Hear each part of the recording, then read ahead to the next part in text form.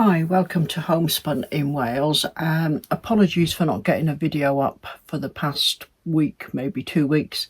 Things have been really hectic here, and I've not got a vast amount done at all.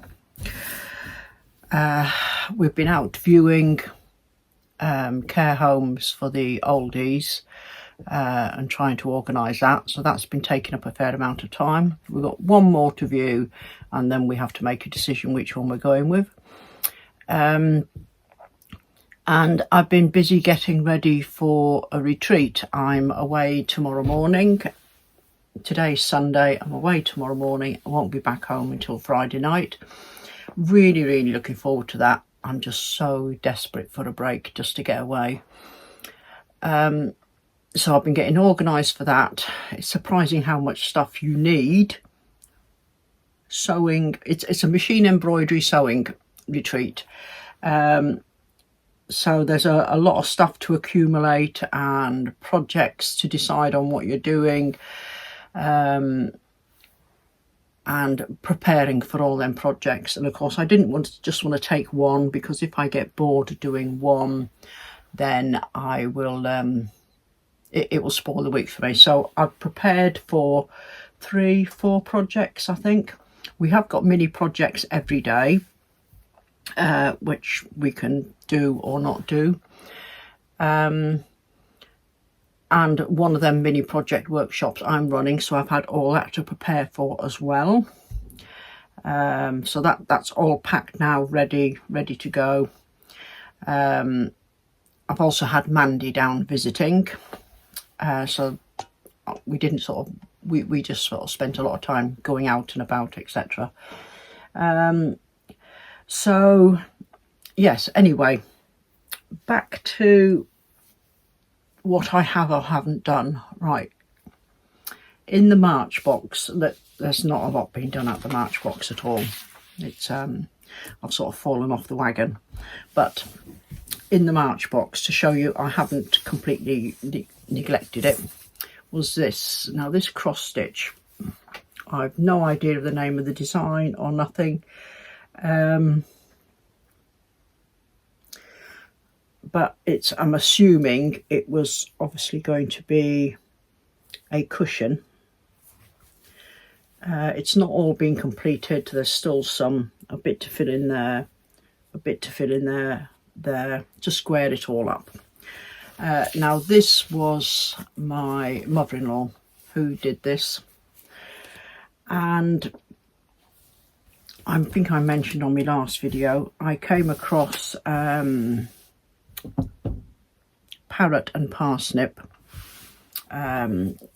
which is a UK lady, and she makes bags, etc., out of recycled, repurposed fabrics, and she makes backpacks and what we call in the UK bum bags, I think you call them fanny packs across the pond, out of old needle points, tapestries, etc., that she picks up at markets and that.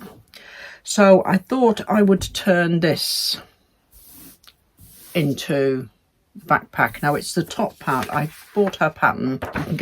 You can find her on Etsy. I think I did put a link up before. This is the top part of the backpack. Right, let me turn the camera down and show you. Let's see if I can turn it down.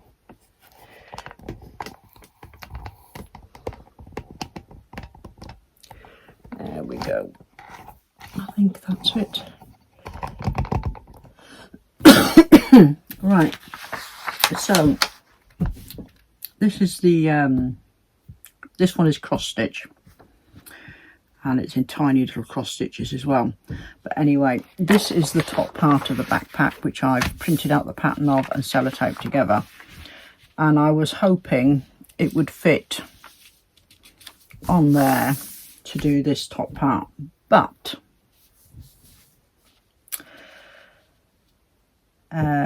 no matter how I try and jiggle it around, there is going to be a big clump missing. Let me turn that round so you can see it better. I can get all the top part in. All of the bottom part is literally right up to the stitching. This here, I've got a big chunk of stitching missing. Now there is no pattern. I haven't got the pattern to go with this, so I don't know what should be there, what colour or anything. So anyway, I thought, should I leave it?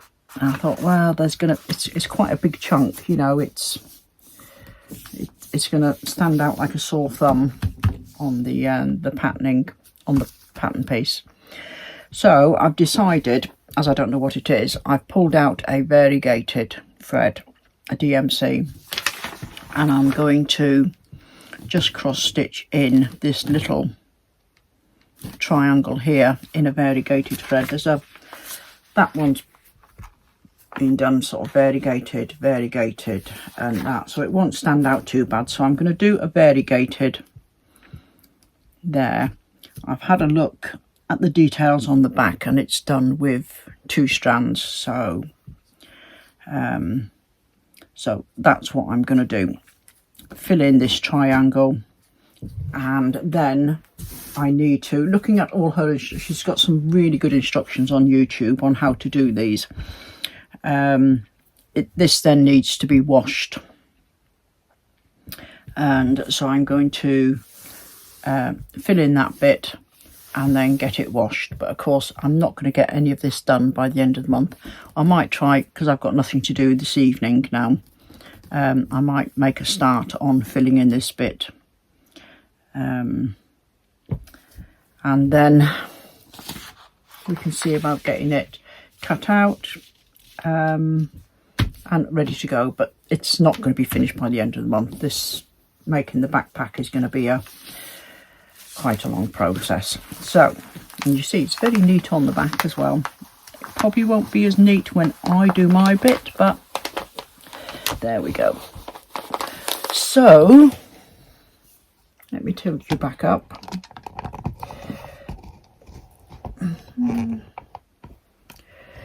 Right, that is the plan for that. I'll put some photos up showing what projects I'm taking with me to the retreat. There is a sweet pea monochrome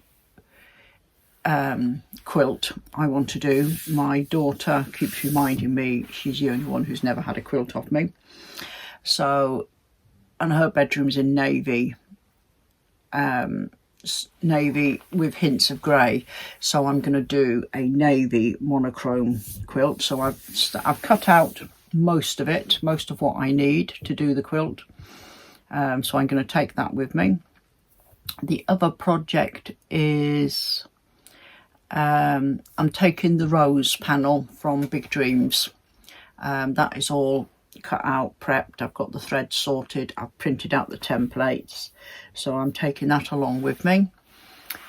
I'm doing from Anita Good Design, I've got a set of their jelly roll flip and stitch blocks patterns, which you do on the embroidery machine. So it's working with jelly rolls, so I've packed 2 jelly rolls, and the rest of it is on my laptop that I just need. So that's that one. That was a fairly easy one to pack because there was no wadding or nothing needed, because that would be finished at home, of course. What was the 4th one? Another Anita Good Design is a Stephen Wilson series, signature series. What's it called? Thread decoupage, I think he calls it. And I've got everything prepped to do the horse panel. I'm going to do a small horse panel to start with because I haven't done this technique before. And it's all the whole panel is quilted. So I've packed fat quarters to do all that, and you do the horse outline, and then you do this 3D decoupage with freestanding lace and raw edge flowers over the top. So I thought that would be a nice one to take as well. So it's fairly big projects I've got with me. It would just be a good opportunity to have the time, 5 days, to actually sit and crack on with some uninterrupted with some big projects. So I'm quite looking forward to that. Now, one thing I have done, let me pull this over. I did make this bag. This bag's going with me. So it's a Sweet Pea design, and it's their Crazy Patch duffel bag. I didn't do the piping. I didn't do the zip pockets. I'm not really one for using outside pockets, so these are just, you know, pop in. And I was trying to use up stuff that I've got, so instead of making up their straps out of fabric, I used a roll of webbing that I had. And it's got a zip up top. So again, I picked one of the colourful ones. And it's all lined inside. The only bit I haven't got finished is going over the seams with bias, but I thought, well, I need it for this weekend. This is the Stephen Wilson signature series. This is the book, and this is the horse I want to do. So and there's 3 different size panels, so it's all butterflies and flowers that go over it. There's the panel. So yes, so this bag is going to be what I call my day bag. We're staying in cottages, and of course we have to go across to the barn area where the workshop is. So this will be carrying me laptop and iPad and phone and chargers and purse and spare glasses. I always take spare glasses with me whenever I go.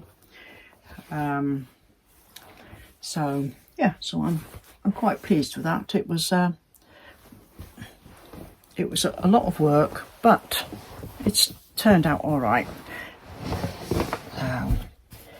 Yeah, so I have got that done. What else have I got done this month? I've made a start. The China blue quilt that I decided I was going to pull apart and put sashing in and redo it. I came across another technique, doing chenille bias strips. So I've decided to do that. And I've been watching this lady again on YouTube. There's a few people out there doing it. I went to order the bias, because it's a raw edge bias you've got to use. I went to order it and it said free shipping, etc, etc. So I filled my basket and went to pay, and then it said, unfortunately, free shipping is not available to your country. And the shipping was going to cost me more than what the bias was. So I ended up emptying my basket, and I thought, I can't justify paying out that sort of money on shipping. So, and I thought, I've done chenille bits before. I haven't got anything here, but chenille bits, you know, where you fluff it all up. And so I decided to have a go at making my own. So I'm in the process of I've done the bias tape, so I'm in the process of now attaching it all to the quilt. So I'll show you a bit of that here on this video. Right, I was hoping to come down the cabin and finish sewing the chenille binding onto this, but by the time I'd finished packing suitcases and we had to nip into town and then get the car all loaded up, there just wasn't time. So anyway, let me just show you. Let me move it over here because I've got space on this table. Now the embroidery machine's all been packed away. Right, so this is the chenille binding. Excuse the mess of my nails, they will get scrubbed tonight. And I've stitched it down each of the seams there, and I'm then going to stitch it across the way there. I did sort of make a start on that one there. So it's going to go on like that. It's just one running stitch, I don't know if you can see that, through the middle, and this is raw edge. These are raw edges and they're cut on the bias. After I've done the crossways, I shall put a couple of layers onto the edges, and then the whole thing gets thrown into the washing machine. As you can see, I've been putting the backing on, and the idea is in the washing machine it will, she says, fray and fluff up. So I'm hoping to get a fluffed up effect all the way down the chenille bias. Now the reason it's cut, here's my bits that I've cut, my two things. The reason it's cut on the bias is your fabric has got your wefts and your weaves, or other way around, whichever it is. So if you were to cut them straight, you've got the threads running through. But if you cut them on the bias, which of course is what gives your fabric the stretch anyway, because you're then cutting them all on the diagonal, and because they're being cut on the diagonal, they are more likely to fray on the edges. That's the theory behind it. I'm probably not explaining it very well. These are some odd blocks I've got left over, and I'm going to do a matching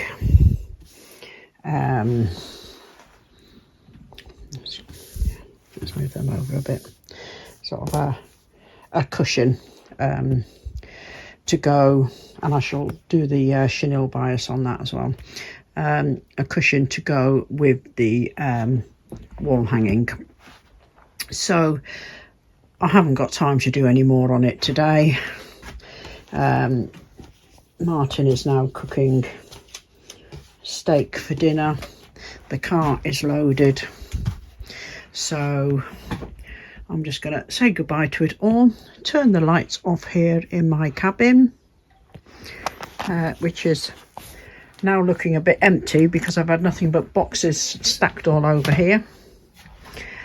And that's usually where my big embroidery machine sits. So I'm going to turn everything off now, go and get dinner, and get this video uploaded, and then go off on the retreat in the morning. Oh, before I go, just let me quickly show you, I was saying about the jelly roll blocks. This was the practice one I was doing, and it's just one of these Temu jelly roll packs. So that's the practice one I was doing, and I picked 2 jelly rolls to go with me. So because I couldn't decide which one I wanted, but that's the effect I'm probably going to go for. So right, I'm off then. So take care everybody, and I'll catch up with you again soon.